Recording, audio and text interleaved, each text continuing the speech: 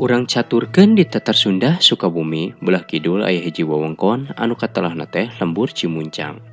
Kawengku ku kecamatan daerah Surade.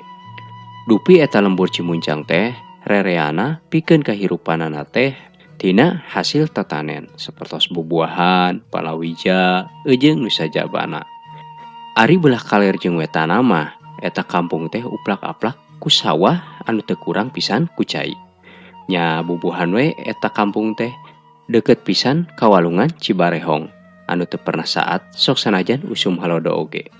Atuh pikeun jelema anu loba kadaek mah moal kurang ku dahareun. Estu bener-bener eta Lembur Cimuncang teh raweuh ku beuweungeun, rembay ku alaeun. Komo belah kidul jeung kulonna mah eta lembur teh mangrupakeun daratan anu kacida